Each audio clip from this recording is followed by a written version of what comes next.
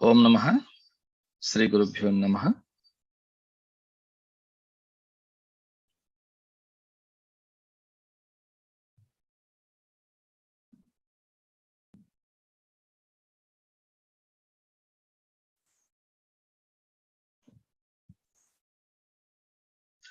Welcome to you all for introduction class to the module 3 Chaitanya Prakash Yoga. So let us start prayer together.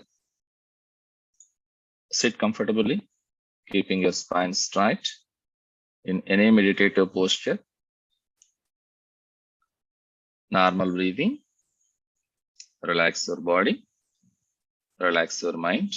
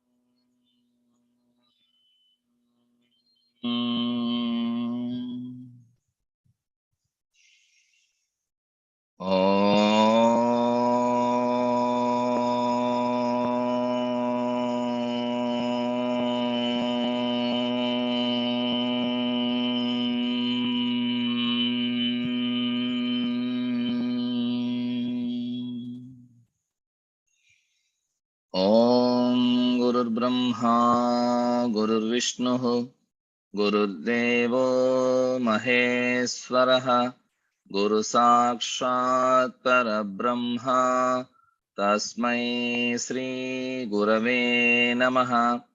Om Sahana Bhavatu Sahanau Bhunaktu Sahaviryam Karavavahai Tejasvinavadhitamastu ma vidvishavahai. Loka samasta sukhino bhavantu. Om Shanti Shanti Shanti. Harihi Om Tat Sat. Om Namaha.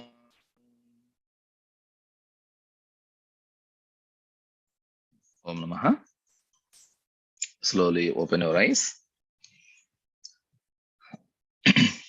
Once again, welcome to you all for the introduction class to Chaitanya Prakash Yoga, that is module 3 for NRIs.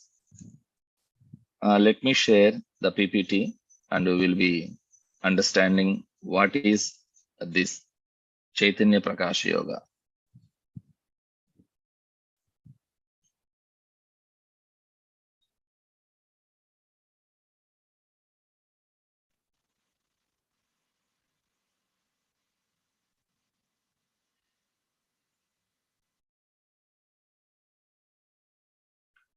Om Namaha. So this is the introduction class for next module, Antaranga Yoga, beginning of journey inwards. So this is from July to September, 3 months.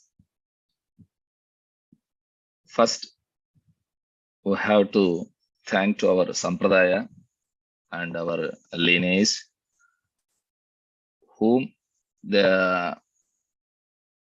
are giving the greatest knowledge, the Brahma Vidya, through Parampara. So Ramlal Prabhuji, Narayan Prabhuji, Gangaya Prabhuji, and our Guru, Rapati Ramarao Garu. Salutating to them, and we will move to the course. Yoga Consciousness Trust. Guruji given us a wonderful methodology which is very useful, very simple to implement yoga and Vedanta in daily life. That is called Anushtana Yoga Vedanta. Guruji given a different syllabuses for different courses from the beginning course, intermediate course, advanced course like Anushtana Yoga Vedanta, Chaitanya Prakash Yoga, Atma Prachay Yoga. So Anushtana Yoga Vedanta, you have learned already asana, pranayama, bandhas, everything. Now you are entering into Antaranga Yoga, that is Chaitanya Prakash Yoga. So here you can see the course we designed for NRIs from January to September 2022. In Module 1, we covered important asanas and kriyas. Then Module 2, we covered pranayama from basic to kumbhakas. So that is Bastrika Pranayama, Ashtakumbhakas. We focused on Bastrika. Then Module 3, we are focusing on spiritual journey. So that is first module, physical health, second module, mental health, third module, spiritual health. So in this course, what we are going to learn, what we are going to share, the knowledge given by our Guruji is Pratyahara, Dharana, Dhyana. So this is Antaranga Yoga. In Ashtanga Yoga, we have Antaranga and Bahiranga. The first Bahiranga, first 5 limbs are called as Bahiranga Yoga. Next 3 limbs are called as Antaranga Yoga. And Pratyahara is a bridge between these two. So that's why in this module, we are going to understand, learn, practice about Pratyahara, Dharana, and Dhyana. So weekend classes I will be taking, and other day classes teachers will be taking, and we will be learning related asana, kriya, pranayama, relaxation. So when we are entering into Antaranga Yoga, first of all, we need to know the purpose of human life. So what is the purpose? Generally, every individual have some purpose. They want to do some things. They want to achieve something. Everybody has goals and they want to achieve. They will be planning and they will be achieving. For every individual, there will be a different goals and desires. Here the question is there any common goal, common purpose for human life? Here, when we come to this question, purpose of human life, Swami Vivekananda says always, to know thyself is the highest ideal in human life. To know thyself, to know whom we are. So this question gives a little bit like, what is this question? Who am I? That means I know I am Damodar Reddy. I am so and so. I have address. So I am a son of so and so. I am a father of so and so. Like that, I have an address. Then what is this to know I? What is this I? Who am I? Looks like some funny, but it is the spiritual, it is in-depth question. We need to find out this answer. For this, Guruji will be explaining us a little bit analogy. Like I will tell you, see, this is my spectacles. So I will say these spectacles belongs to me. Then I will be, if I ask you, whose hand is this? This is mine. This hand is mine. And this body is mine. Legs are mine. This head is mine. And sometimes, so totally the body is mine. See, I am using earphones. Earphones are also mine. Spectacles mine. This laptop is mine. I am saying my body is also mine. This body belongs to mine. And sometimes I say, I am happy. I am not happy. That means mine. My mind is not in a good mood. So there also I am saying my mind. Here, if you understand, always we are saying this is mine, my mind, my body. My body is not in a good condition. I am sick. So if you understand, if you observe all these sentences and words, we are saying my body, my mind, my shirt. That means when I say this is my spectacles, these belongs to me. When I say this shirt is mine, this belongs to me. But I cannot become shirt. I cannot become spectacles, because when it belongs to me means I am different, that is different. It belongs to me. I am not that. In the same manner, when I say the body is mine, that means the body belongs to me, but I am not the body. And we always used to say, my mind is not in a good mood. My mind is good. I am so happy. My mind is happy today. That means my mind means mind also mine. That means I am not the mind. See, we know only two instruments. So this body we know and mind we know. Then body also belongs to me, mind also belongs to me. Then the question arises, who am I? This is the important thing we need to find out. See, if you say the heart, brain, everything related to body, this body already belongs to me. So I am separate from the body. Any emotions, feelings, mind, everything related to the mind. Mind also belongs to me. I am different from the mind. We know these two only, either body, either mind. Except this, we don't know anything. Then that is the question arises, who am I? This is the purpose of human life, to know thyself. Why we born? Why we die? These two things are not in our control. Why these are not in our control? Who born? They have to die at one day. So we are seeing in front of our eyes, this is the law of nature. So why it is happening? Why we have to born? Why we have to face sufferings? Why don't we be happy always, peaceful, calm, and lifelong? Why are we getting troubles? What is the purpose? Why the differences between so many people, so many countries?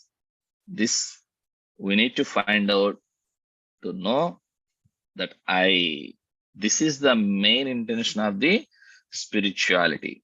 And thus that we are going to find out in a different way. For that, in Indian philosophy, we have given so many methods.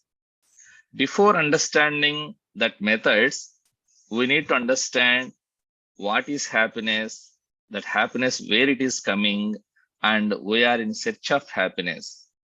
Always we do everything to make us happy. So from the childhood, we are getting an education, then job, marriage, children, and society. Everything we do to get happiness. We buy things for happiness. We are with people for happiness, for our happiness. In search of happiness, we are all working lifelong. Our quest never ended, because we never found that complete happiness, that permanent happiness. We are getting happiness temporarily, and once again we are getting troubles. It is going like day and night, but it's not like a flat like continuous happiness. So how to find this happiness? Where is this happiness?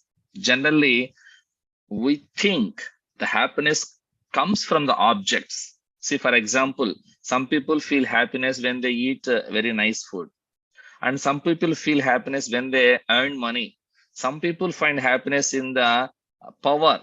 Some people find happiness in friends and relatives, everybody. So like the center of happiness will be changing for everyone. Everyone's happiness comes from one thing and another thing. But whatever it may be, from external things that happiness coming, is all these things are external things. But here we need to find out, is it true that happiness coming from the objects? Then we have to analyze one simple example. Our Guruji used to say, mango. This is the very good season for mangoes in India, actually. So one student, one person who is very interested, very happy with mangoes. He likes mangoes. He eats mangoes in the season. Sometimes he skips his meal. He will be eating mangoes. He's so happy. But Somehow, by unfortunate, he got sick. He got diarrhea. He was hospitalized and he's taking medication. Then it is heard by his friend. He is far distance. Then he want to see his friend because he is sick and he's in hospital. So he came and he thought, when I am going to see my friend, I will take something is better. Generally in Indian tradition, custom, when we visit a teacher, when we visit elders, visit sick people, visit our friends, relatives, we will take some fruits or flowers, something to offer them. Then this friend thought, my friend is very fond of mangoes. Let me take mangoes. So he taken very nice mangoes, different qualities, different varieties of mangoes, and went hospital. And after saying hello to him, then he told, "Hi, I brought mangoes for you. So have them." Then that friend, "Oh, no, no, no, no, no, I don't want no, no, no, no, no, no. Why? This he's fond of mangoes. Now he says he doesn't want to eat them. Why? What happens? Because he got the problem of diarrhea. If he eats that mangoes, the problem will be increased. So he don't want to eat. Then see, if he gets that happiness from mangoes, it should be always. But now it will give trouble to him. So the real happiness is not from the object, it is from within. That happiness we are projecting into the objects, and we are thinking that happiness coming from the objects, not from within. This is the wrong notion. This is we need to understand. So, and we need to find out it is coming from within. How to find out? There was a story telling by Guruji, a simple story. One day, an old lady is searching for something on a street light under the street light. So somehow you are going on that way, you saw that lady is searching for something and you want to help her. So you will be asking that old lady, auntie or mother, what you are searching, let me help you. Then old lady told, so I dropped the needle. So I am searching for a needle. Then you tried. But a needle is a small, simple, small thing. So it is difficult to find out. So it's not so easy. Then you ask the lady, where you drop that needle, where you missed that needle, so that we can scan that simple area so that we can find out. Then the old lady told, I lost that needle in my hut. Then you are got funded. You asking that lady, auntie, if you if you dropped that needle in your hut, why are you searching here in the street? You have to search in your hut. Then the old lady told, hi, in my hut there is no light. Here is the light. That's why I'm searching here. Then think, how long you search will you get that needle? Because you lost that needle in the hut. So you have to search there itself, not in the street light. But what we are doing, like a old lady, where the happiness coming from within us, but we are not able to find out, understand, because there is no light like that. We don't know how to go inward. That's why we are searching that for happiness in external world, external things. So that is the funny thing that we need to understand, and we need to go inward to search that happiness. Then only we will find out that happiness, and then slowly we will find out who am I. So that's why we need to start inward journey. So we have to stop searching external objects, that happiness or I-ness. So you need to search everything inside. Everything is inside, nothing is outside. This philosophy says. So how to find out that I, and how to find out that permanent happiness in us? So this is the way how to find out who am I. Now we will going to search for that. For that, in Indian philosophy, there are 6 schools of Indian philosophy. We say Shad Darshanas. So Nyaya, Vaiseshika, Sankhya, Yoga, Purva Mimamsa, Uttara Mimamsa, Vedanta, or you can call it as Vedanta. So these six sages given us as six different ways to find that permanent happiness, to find whom we are. They find out, they found themselves by following those methods. So what are the method they followed? They given us a systematic way that is called as darshana. Darshana means to see the truth, ultimate truth, eternal truth, and to see who we are. That is these darshanas. And now we are going to find out I-ness through the practice of yoga. Sorry.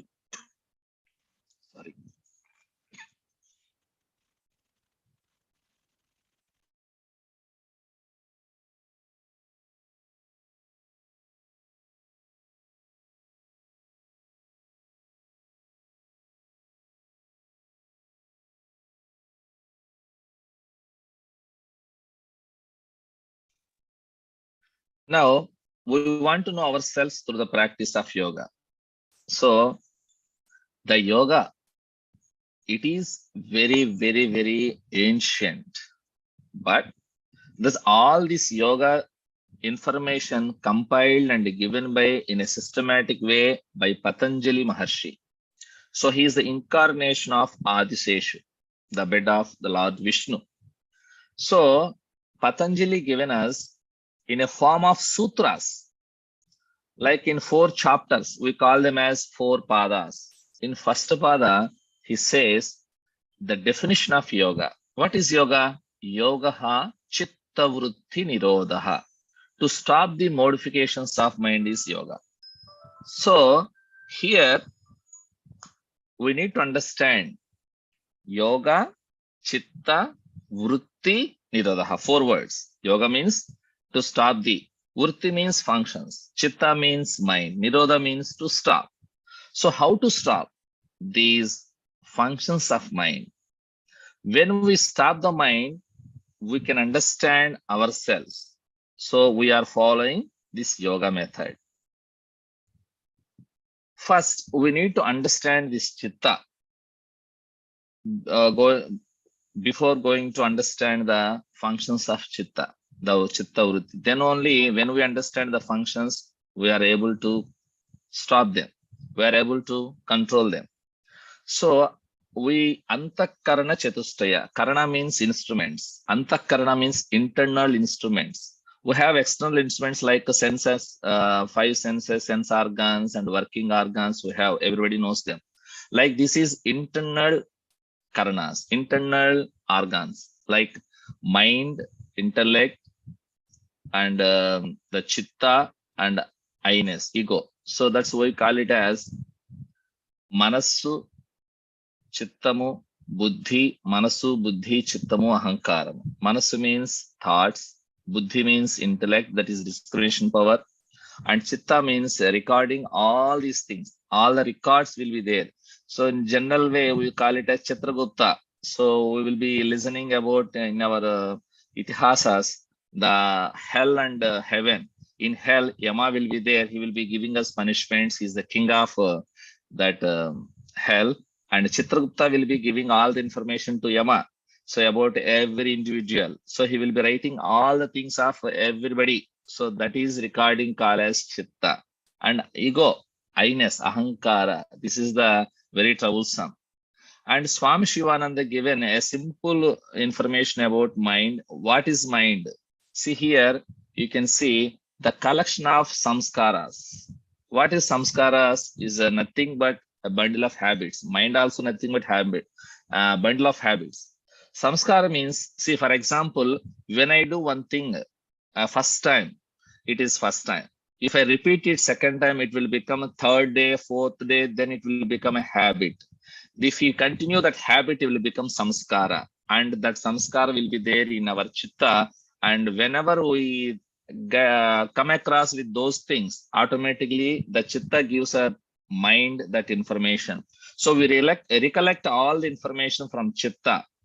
So like that, so what is mind means? A collection of samskaras, bundle of thoughts, habits, and collection of desires arising from the contact with different objects. See, so it is a collection of desires. For example, you want to buy a cloth or shirt, you went to shopping. So then you saw there different types of shirts, different types of so many clothes and different things. Then you thought, you will be thinking, let me buy a few things more. See, by seeing a different objects, you have started a desire to own those things also. That is collection of desires arising from contact with different objects. That is mind. And the collections of feelings aroused by worldly botherations, and then collection of ideas gathered from different objects. So all these things are the we call it as mind. This mind will not be constantly the same. It will be changing. The desires will be changing. Thoughts will be changing. Ideas will be changing. Plans will be everything changing. So whatever we are thinking is called the mind. And then, and spiritual is to say what is mind, that which separates you from God is mind. It's very simple. That which separates you from God. So what is the wall between us and God is mind. When you remove mind, we can see God. We can see the divinity. We can see the divine energy. When you remove the mind, there is a story in Ramayana. We will be listening and will be so many people will be saying this thing. You want to see God, the Maya should be gone side. The Maya in between comes God and Jiva. Jiva means the persons for us. When Rama, Lakshmana, Sita in Aranyavasa in a forest, when they are walking, Lakshmana is fond of Rama. So Lakshmana is a Jiva representing Jiva. Rama is representing God. And then in between them, first Rama goes, then follows Sita and follows Lakshmana. Sita will be protected by front Rama and back like Lakshmana. But this Lakshmana is very fond of Rama. He wants to see. Then he asks his Vadina. Vadina means what you call. So then, can you come a little bit side? I want to see my brother. That means when Maya goes aside, then we can see God.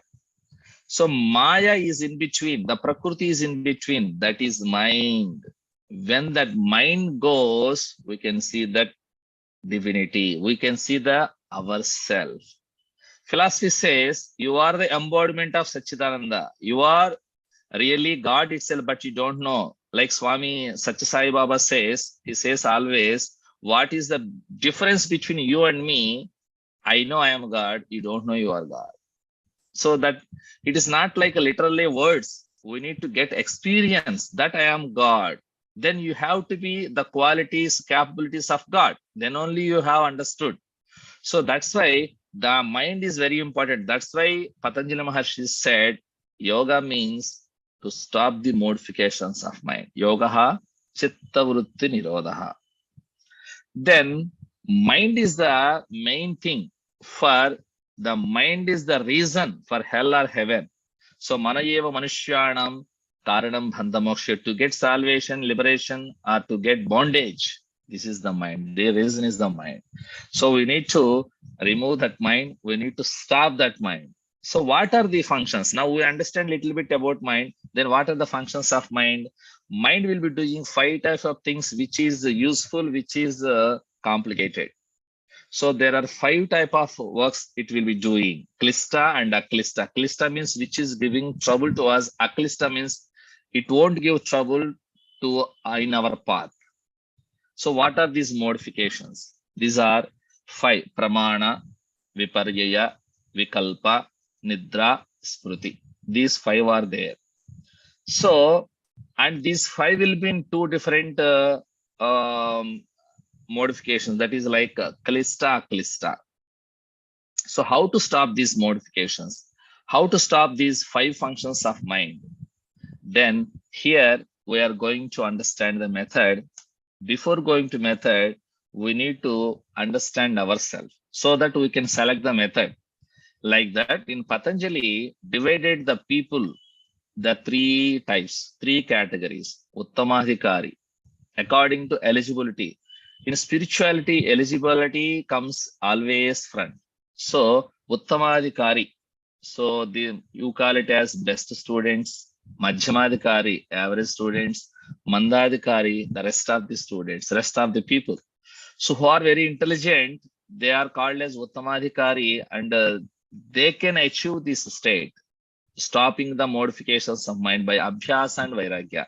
And Madhyamadhikari, who are intermediate people, they can practice Kriya Yoga and they can achieve that to stop the modifications of mind. That is Tapaswadhyaya Iswaradharani. These three. And generally, we will be falling into this Mandadhikaris, the rest of the people. So let us think we are in Mandadhikari stage, then the method is Ashtanga Yoga. So if anyone follows Ashtanga Yoga, they can stop their mind and they can reach their happiness, permanent happiness. They can find their permanent happiness. They can found themselves. They will be understanding whom they are. So then answer will come if you follow this Ashtanga Yoga. Everybody, there is no exemptions. Everyone can follow Ashtanga Yoga. So, in Uttamadhikaris, there is a method we told Abhyasa Vairagyabhyam Tannirodha, and then for Madhyamadhikaris, Kriya Yoga, then Ashtanga Yoga. So, we will be coming into Ashtanga Yoga because many people will be coming into under this category. So, what is Ashtanga Yoga? Ashtanga Yoga. Ashta means 8, Anga means limbs, Yoga means the union. Actually, Yoga means union. So, together all these Ashta Angas we need to practice. What are the Ashtangas? Yama, Niyama, Asana, Pranayama, Pratyahara, Dharana, Dhyana, Samadhi. These are the 8 limbs of yoga. Some people will be calling this as 8 steps yoga. It is not 8 steps, 8 limbs. So here Yama Niyama are the foundations of yoga. Yamas are 5, which we have to follow in a society to keep it in a comfortable living. Then Niyama is individual practices. That is, Yama means 5, Ahimsa, Satya, Asteya, Brahmacharya, Aparigraha. The Niyama is Saucha, Santosha, Tapas, Svadhyaya, Iswar Pranidhana. And then coming Asana. Next, the third limb is Asana, then Pranayama, then Pratyahara. 5th limb is Pratyahara. And then 6th one is Dharana, 7th one is Dhyana, and 8th one is Samadhi. So in ultimate goal is in Ashtanga Yoga is to get Samadhi. In Samadhi state, the mind won't function. So mind will be not there in Samadhi state of Samadhi. So by practicing Ashtanga Yoga, we can reach whom we are. Here the course, we divided Bahiranga Yoga, Antaranga Yoga. The first 5 call it as Bahiranga Yoga, external yoga. That is Yama, Niyama, Asana, Pranayama, Pratyahara. And Antaranga Yoga means Dharana, Dhyana, Samadhi, the next 3.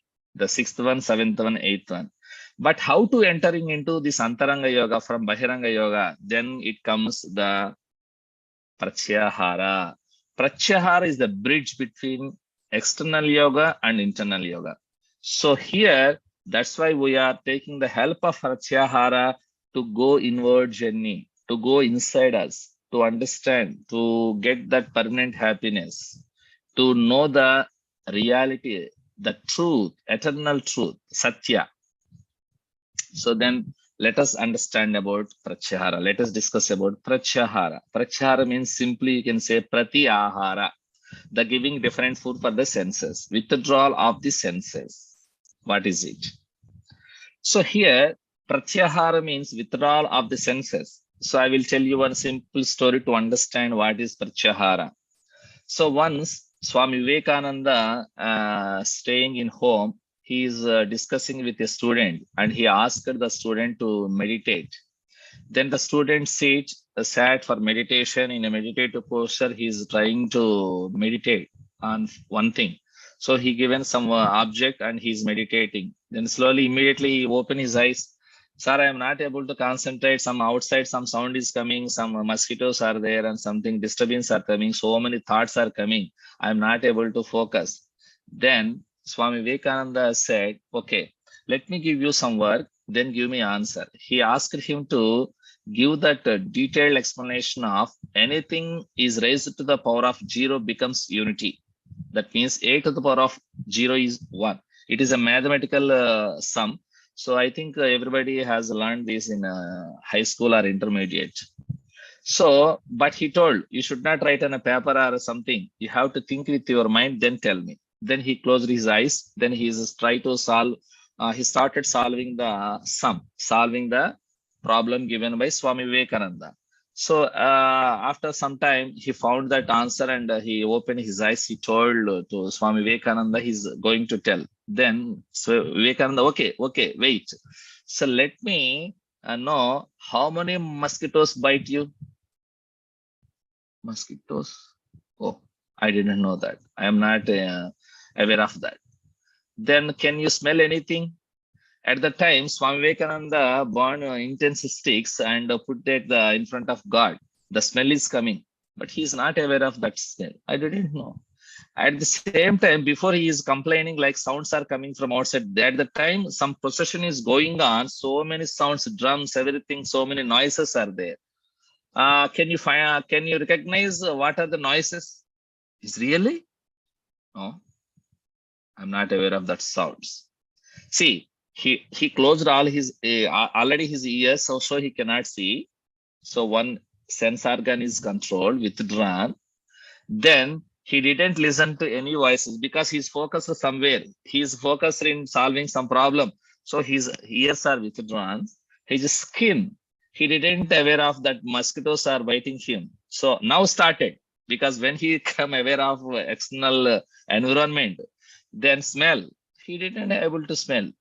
The taste, already he's not eating anything, he didn't taste anything. So this is the method. This is the way pratyahara starts. Withdrawal of the senses from its objects.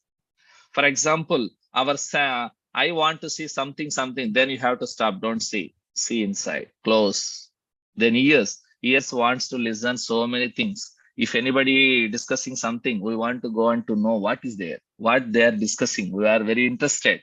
So stop that. Like that, pratyahara means stopping and moving them inside, or another good thing, turning, diverting the sense organs inside is called pratyahara. So what is the result of pratyahara? The result of pratyahara is it makes your mind to go inward journey to focus. So it will help to control your thoughts actually. For example, if you see so many things, you will have so many thoughts related to each everything. If you see, if you go to a small restaurant, there you will find 3-4 breakfast like idli, dosa. Okay, you will have thoughts related to only those breakfast items. But if you go to a star hotel, there will be a lot of items. Then you have to think about everything. What is this? What is this? So you will have so many thoughts like that. If you able to practice this pratyahara, automatically thoughts will be reduced and mind functions will be reduced automatically. So you are not listening so many things. So you will be focusing what is needed for your daily life and your works for your things. And you won't entertain the additional things. For example, if you open a cell phone, you want to see an important message from WhatsApp, you will be seeing. But with that, you will be seeing different WhatsApp messages also from different people. It may not be useful, but generally habit will be clicking and just seeing, and thoughts will arise in your mind. Oh, what is this? Oh, this is good or bad. Why these are sending? Why these will be sent to me? So some thoughts will come like that. If you able to control your sense organs first, withdrawing from the sense objects, that is called the pratyahara, and the benefit is you will be able to focus at one thing. You can be reducing the thought vibrations in your mind. Thought is energy, so you are saving energy. When you are practicing pratyahara, means you are saving energy. In stress or depression, they will be eating but it won't give energy for them because they're losing their energy because of thinking, always thinking about their problems, stress, what happens to me, what I need to do, thinking. They burn lot of energy than doing physical work. So mental work also spends a lot of energy. That's why you will be saving your energy, physical and mental energy, when you practice pratyahara, and it prepares your mind to focus. And focus, concentration, when you have that focus, you have the relaxation automatically. A focused mind is a relaxed mind. And in Gerand Samhita, another text, another classical text, it is there.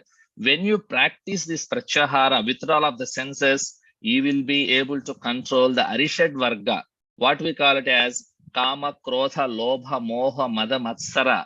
All these mind aberrations, the disturbances, negative forces will be controlled by practicing pratyahara. And what is pratyahara? How to practice pratyahara? Gheranda says, whenever your mind moves into object, you bring it and put inside. So you have to bring it back. So your mind wants to, let me go to restaurant, let me eat something. Then you have to say, no, stay in home, eat the food in the home. So like that, whenever it wants to move, wander, then you have to bring it to one point and say to the mind, stay here, stay here.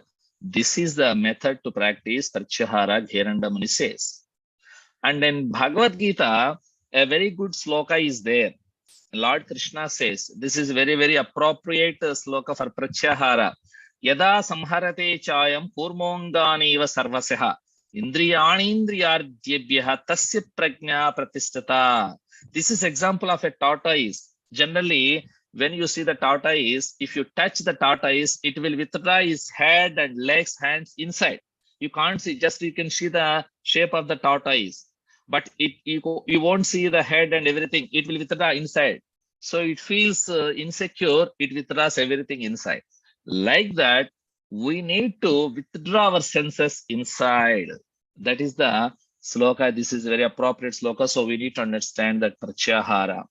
And also how it arises. Before I told, when you see the sense objects, you will having a different desires and you want to own it. The same thing told in Bhagavad Gita, second chapter, how these desires arises. See here, dhyayato vishyan pumsaha sangasteshu upajayate, sangat sanjayate kamaha, kamat krodho vijayate, krodhat bhavati sammohaha, sammoha smriti vibramaha, smriti bramshat buddhinasho, buddhinasat pranasati. Why, how we are getting into trouble is, first of all, we are meditating an object, one thing. So for example, you have seen a very good mobile phone in the market shop. So you are thinking of it. So how is that mobile? What is the cost? What happens? And what are the functions in that mobile? Like you will be thinking. Then slowly, after so many thoughts, after long time thinking, you will be getting thought, can I own that mobile? If I own that mobile, it will be so good. So you want, then the desire arises like, I want to own it. Then if the desire continues, if you are not able to own it, you will get anger. In anger, you will be forgetting yourself. You will be forgetting the discrimination. For example, you are a student, you want that mobile, you went to house, you ask your father, I want that mobile, but it is costly. Then your father told, actually, no need your mobile, that mobile now itself, the simple mobile is there. It is useful for us. It serves a purpose. You just use it. Then you will get anger about father. Sir, father is not giving any, is not buying for me. You will be getting anger. Sometimes when the time comes, you will be shouting on your father, shouting on somebody, on your mother, because you will get anger. If you are not able to own that desire, if you are not able to fulfill that desire, you will get anger. In anger, you will be forgetting good and bad. What is the discrimination? You will be forgetting. So like that, when you forget the discrimination, you will be forgetting the smriti. Smriti means the old experiences you will be forgetting. Then you will be acting very rudely, and you will be getting into trouble. So that's why pratyahara always saves us from the problems in life also, in day-to-day life also. That's why Don't try to focus your senses into different objects always. Try to withdraw them. Try to confine to what you need really. That is the pratyahara. Then comes about the, when you practice pratyahara, then you will be moving to dharana.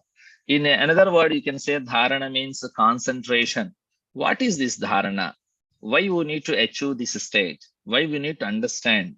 So dharana, Patanjali says in Vibhuti Yoga, Vibhuti Pada, actually, the third pada, third chapter, you can say.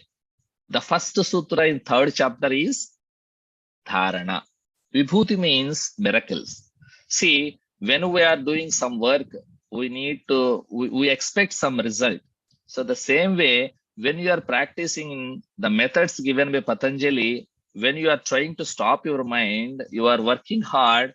If you don't get any result, you will be demotivated. So for that, Patanjali says, don't get deviated, don't get demotivated. You will be getting so many miracles by practicing this yoga. So he given us what are the miracles you will get by practicing yoga. The first one is dharana. That's why this is called as a siddhi. This is a psychic power. When you practice yoga, the first psychic power you will be getting is dharana. By practicing Bahiranga Yoga, you will be achieving this dharana. What is dharana? Desha Bandha Chittasya Dharana. The same sutra nearly repeats here once again.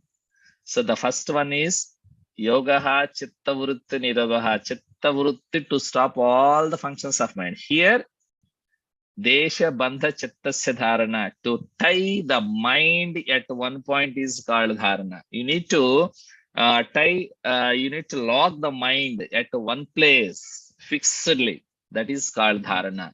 Okanoka pradeshamandu manassunu bandinchu unchuta dharana. Where? Where is that place? Desha means pradesham, the place. Bandha means to tie. Chitta means mind, is called dharana. Then we need to find out where that place, how to tie that mind. So that we need to discuss. That is dharana, to stop. So try to listen to our Guruji's voice. So what Guruji says about dharana.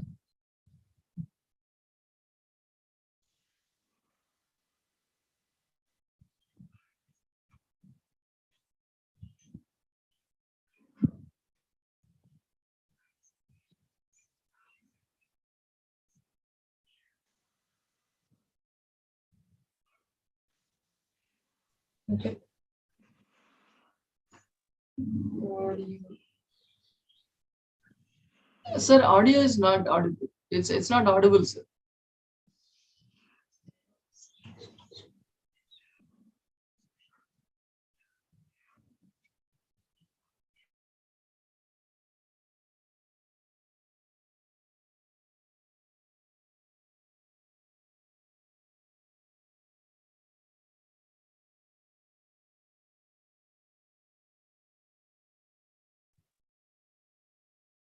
Okay, sorry for inconvenience. You are not able to listen that voice. So Yamnigar says. So let us move to the next. So it is explaining about dharana, Guruji. So let us understand about dharana. So dharana is a psychic power. We discussed before, like it is a siddhi, the first siddhi when we practice the Bhairanga Yoga. But here let us understand a few more things about dharana. It is, we call it as the third eye opening. So, and it is also called as intuition, sixth sense. And we also can call it as eye of intellect. The third eye. See, in our spirituality, we have so many gods. Lord Shiva had the third eye. And we know when he opens his third eye, the world will disappear. So it will burn everything. You see, it will burn everything into ashes. So he won't open his eye. But he has to open his eye one time when Manmadha gives trouble to him, because Lord Shiva has to get married with Parvati, Devi Parvati, then the who born for both of them, he will kill one Rakshasa. So that is the plan of Devatas. And they asked, because Lord Shiva is in deep meditation in Samadhi state, he is doing tapas. And he's not opening his eyes, he's not looking Parvati, he's not getting married with Parvati. Then all Devatas requested Manmatha, you need to give disturbance to Lord Shiva. Then he tried. When that time he understand Lord Shiva, the Manmada is giving trouble, then he opened his third eye. Then he burned that Manmada. You can see the photograph. So what is that meaning? When the third eye is opening, when your intuition is active, when your eye of intellect is open, what happens is the first experience you can get, you will be killing that kama. That means the desires will be vanished. Desires will be gone. That means the interest about that unnecessary interest is about these worldly affairs will be going out. So when the third eye opens, you can feel the experience of, you can hear the kama. Kama means not sex, it is the desires. Even the sex also, the word, it is also represents sex, but the Sanskrit meaning is desires. Sex also is one of the desires, one of the main. We have the everybody have that, but that will be controlled by activating this third eye. So all these desires will be controlled, or these passions, unnecessary passions. So overacting, over requiring, all these things will be controlled by activating of this third eye. So that is the importance of third eye. This is the activation of this third eye is called dharana. So in one way you can say dharana. So how this will be, how this is in our life? Actually, it is there from childhood in our life, but we forgotten. We are forgetting and just going into normal education, everything coming and getting jobs and earning and everything. So life is going like that. But when you see into the olden days, the traditional methods, we are having see, and this third eye also is at the place of Agna Chakra. So there are 6 chakras are there in our body. 6 plus 1 we call it as Mooladhara, Swadhisthana, Manipura, Anahata, Vishuddhi, Agnya, and Sahasrara. And Agnya is the place of eyebrow center. The original location will be at the pineal gland, but generally we say the eyebrow center, Bhrumajasthana. So this is activation of Agnya Chakra. We can call it as Dharana. And here I want to explain the Upanayana. So in olden days, we have the tradition of activating third eye in childhood. So generally, now we are taking our children to the school at the age of 2 or 1.5 or 2.5 years. So we will be sending them to LKG and UKG, so many classes. And but I started my education at the after the age of 5. So and I given and our Guruji's guidance, we given my son after 3 years only, we take them to the Akshabhyasa and then we initiated into the education. But nowadays, everybody is very hurry and worry. So they are sending their children at the age of 2 and 2.5 for the schools. Then their body and the mind is not mature, not developed properly yet. That's why in olden days, people will be sending the students to the teacher for education, whatever the education may be. They will be sending at the age of after 5. So they will be getting Upanayana. It is a process, it is a ceremony will be done for all the students at the age of 8 to 12 or that after 5 years they will be doing. So it will be different from different people, 8 years or 10 years or 12 years. After getting initiation of Upanayana, they will be going to Guruji to study the education, to learn the education. What is Upanayana? Upa means near, Nayana means third eye. So Upanayana means activation of third eye. So here in the Upanayana process, in the ceremony, the father will be giving Gayatri mantra into the son's ears, the student ears.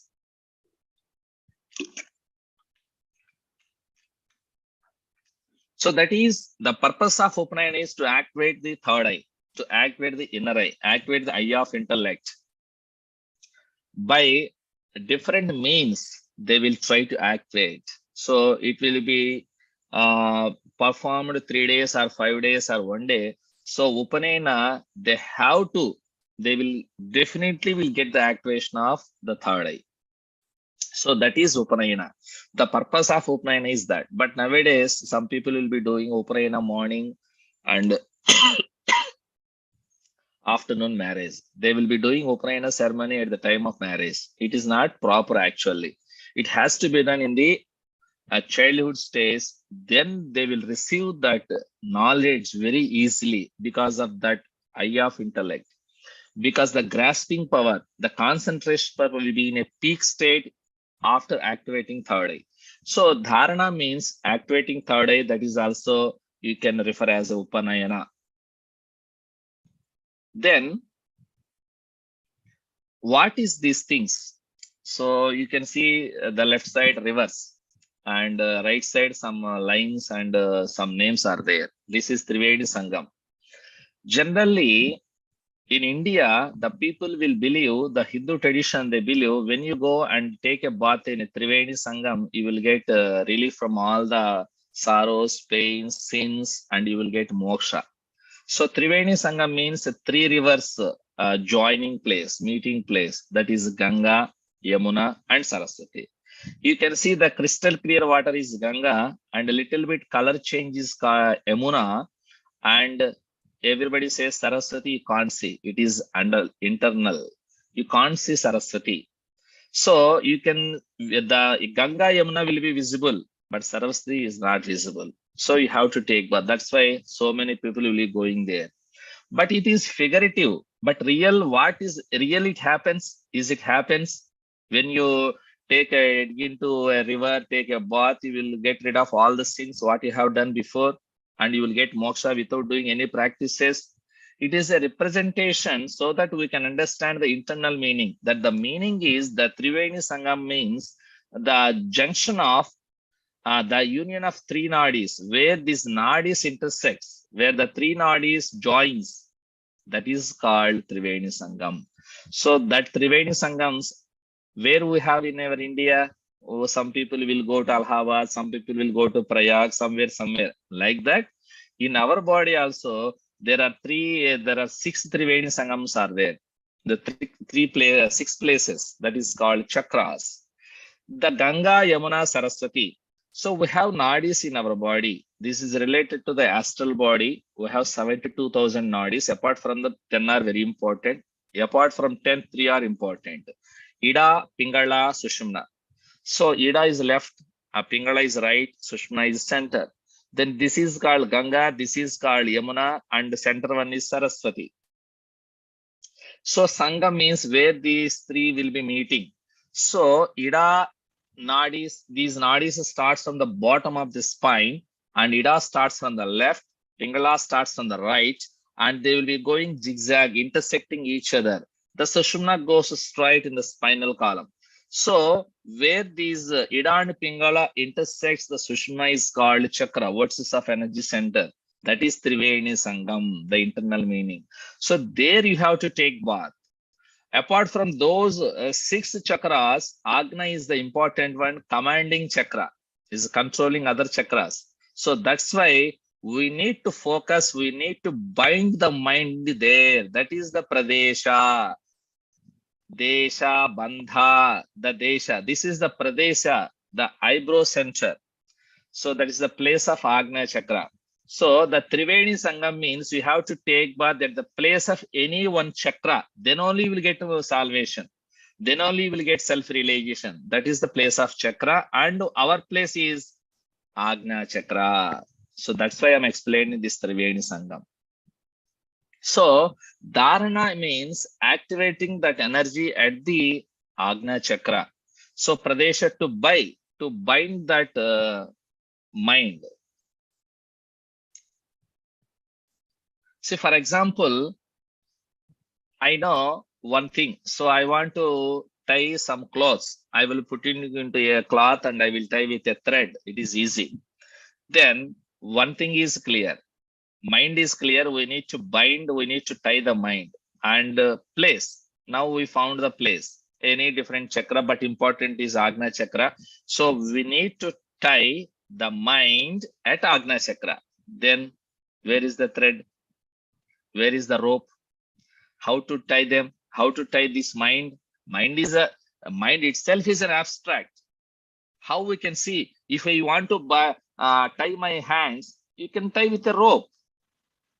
But how to? What is there? Then you should know, you should understand the story of Kshetrasagar Madhana. Kshetrasagar Madhana means there is a milk sea is there, and Devatas and Rakshasas are went for Amruta. So nectar, they want to get nectar. Then someone told, you bring Mandhar Parvata and put it into milk sea. Then do it like Majjiga chilikinatlu. So you do it, then you will get nectar. Then they tried. They bring the Mandhar Parvata, they put in the milk sea, but it will be sinking. Mandhara, they see the words. Mandhara, Manassu dharinchiనటువంటిది. This is mind.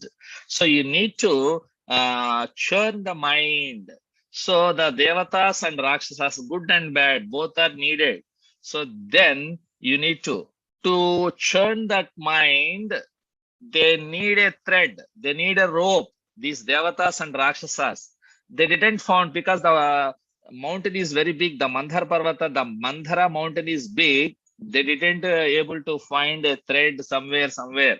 So what thread they used is, they went for Vasuki. They bring Vasuki, the serpent.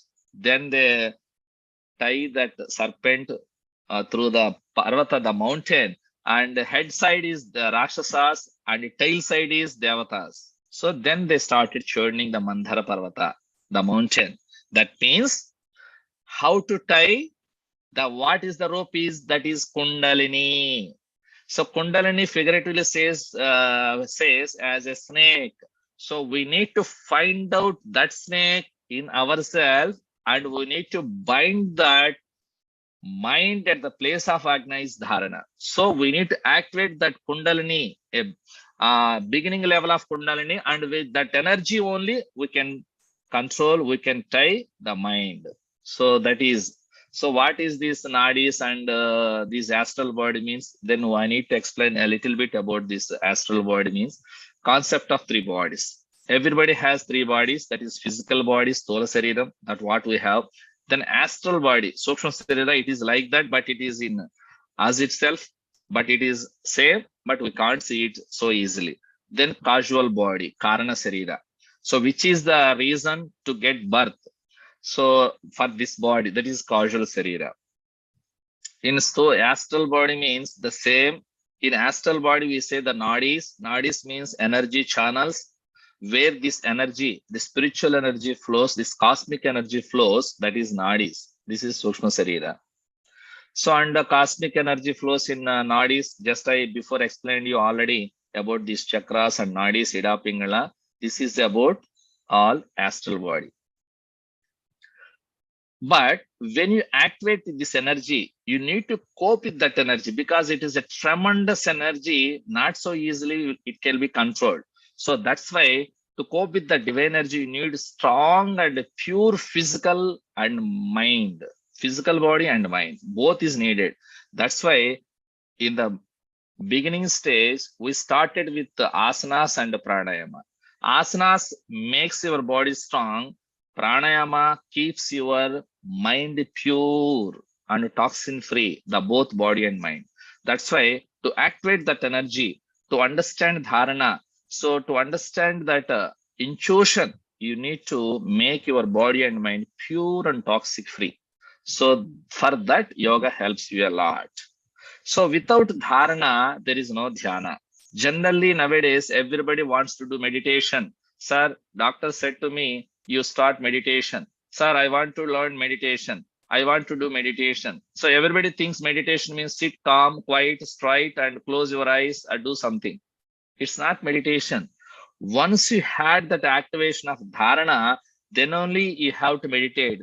Dhyana means So focusing at one thing continuously, ceaselessly. Even dharana is a concentration. There in meditation, there is no gaps. For example, I will tell you one meditation. See, in meditation, there is a three things will be there: meditator, meditating object, and process. These three will be there. In end of meditation, the result of meditation will be the meditator, meditative object will merge. There will be no meditator, so he will become as the object. For example, I am the meditator, I am meditating on a tree, then I will become a tree. If I am meditating on a dog, I will become dog. If I am meditating on Guruji, I will become Guruji. If I am meditating on God, I will become God. That means the end result of the meditation is where I am meditating on, what I am meditating, I have to become that. I should become that. That is the meditation. Just simply sitting and reducing thoughts is not meditation. It is concentration. You are trying for concentration. So what we are doing nowadays, like meditating, closing eyes, is called focusing. You are learning focusing your mind at one point. You are learning concentrating your mind at one point. That is the basic beginning stage. Then you will get dharana. After dharana is the meditation. So tatra pratyekatanata dhyanam. So uninterrupted focus. There should not be no interruptions. Guruji used to say one story about this meditation. There is ashram. So Guruji is there, students are there. They will be doing ashram works and they will be doing they will be learning education. And at the part of their daily routine, they will be doing meditation also. So one day, one student came to Guruji. He told Guruji, Guruji, I am not able to focus. My mind is wavering. Why is it happening? So many thoughts coming, Guruji. I am not able to focus what you are saying. You are saying to focus at one thing. I am not able to. Then he asked Guruji, then Guruji asked the student, so what are the thoughts coming into your mind always? Guruji, you gave me that cows to take care. Always the cows things comes into mind. So giving grass to them, giving water them, milking and cleaning their shed and whatever the everything. Always this cows comes into mind. It is very annoying, disturbing. Then Guruji said, okay, let's focus on cow. Which cow is very comfortable? Which is cow is you love very much? You focus on that cow. Okay, Guruji, very good idea. The student said and went. Tomorrow, next day, he trying to meditating. Once again, he came to Guruji. Once again with a troublesome.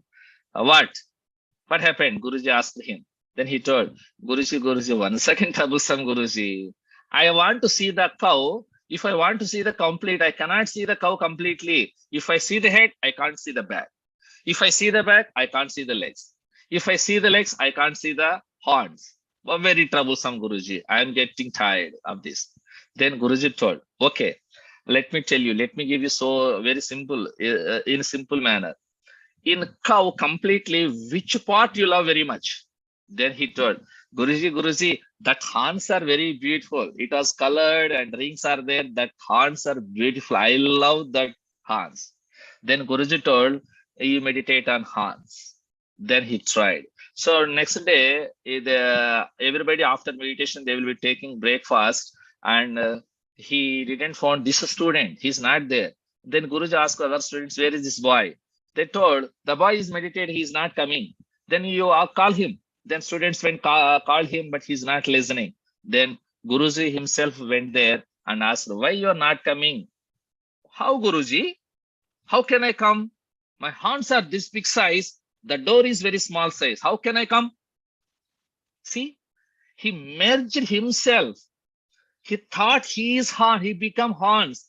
That is meditation. Whatever the object you are meditating, you have to become that. That is the meditation. This is the end result. So that's why once you get activation of dharana, then only you will be able to. Dharana transforms into meditation. Meditation transforms into samadhi. Samadhi, you don't need to think about this. It will be later. But generally, the Antaranga yoga, the word samadhi, we need to just say a few words about samadhi. Just samadhi is merging meditation, everything will gone. You will be staying. That is like Patanjali says, Tada drashtuhu swarupa avasthana. You will be in your own state, like that samadhi. So this is the a brief introduction about Antaranga Yoga, Pratyahara Dharana Jhana. So what are the benefits? Just you can see there, you can read it there, increased focus, mental peace and calmness. Actually, Dharana gives a lot of benefits. You will be knowing what is happening. You will be understanding the past. You will be getting out of fear. You will be happy without anything. You will be balanced. Your mind will be balanced when you have with the Dharana, that energy. You won't have fear. So many, you won't get depression. You won't get stress. So many problems will be relieved, and so many diseases will be comes under control. So like that, this dharana gives a lot of benefits. But once you need to spend some time and you need to practice, you need to control little bit our mind, and we need to control little bit of the pratyahara, the desires. So this the intention of this course is to give you an idea of that divine energy inside us. The great energy is there. So how to find? We will give the methods given in our tradition, but it is up to you, the practice. So listening to the theory is not useful. You need to put them into practice. You need to spend little bit time for the techniques given by the tradition. So, and we follow the method is Ashtanga Yoga, the Patanjali Yoga we follow. So in this course, like some July to September in CPY3 course, you will be learning concentration meditation techniques. We will be giving you so many different methods. Which is suitable for you, you can follow the technique. And asanas to improve concentration. That means we will be practicing asanas, and we will practice pranayama and relaxation techniques. Like the class will be like a 90 minutes class. In that you will be practicing asana nearly 40 to 45 minutes, then 20 minutes pranayama, 20 minutes concentration practices nearly, so that you won't miss anything, the module. So this is about YCT. You will be knowing the YCT already. So many students attended, and this is the edition from Ramlal Prabhuji, and our interest is to get self-realization. So Guruji motto is to teach, to practice and share. So without practicing, don't share. If you don't get experience, don't teach others. So preach what you practice. This is our motto. So what we know, we share. What we don't know, we just clearly explains. This is told by some person like that. So ours is a service oriented organization, and it is very good methodology to understand the spirituality. And generally in nowadays, you will be learning yoga separately, Vedanta separately, but so many people doesn't know how to put into practice. But Guruji given a combination of yoga and Vedanta and how to implement, because he practiced himself and he sets himself an example for us. So just to follow the method he followed, so that we can reach that state. And schedules are there. You can see the schedules. You can contact Amini Garu. So she will be giving you the schedules, different timings, and then the details of the Antaryana. So this is the different timings. Posters will be there. You will be having the posters. You can contact once again Amini. And general classes are also there. So if you want to practice, if the time doesn't permit that timings, so that you can join for the different classes, NRI classes. And if you have questions, you can send a WhatsApp to these numbers. That is Amini Garu, and Damodar Reddy means myself. So you first give message to WhatsApp with Amini Garu. If she is not available, you can contact me. So let us start inward journey, their journey inwards. Thank you, one and all, for listening so patiently. Sorry for I taken 10 minutes more time. So thank you, one and all. So I wish everybody to practice and get the benefit of the spirituality and start your journey inwards today itself. That means don't miss the opportunity. Guruji says always, when you have that opportunity, learn it.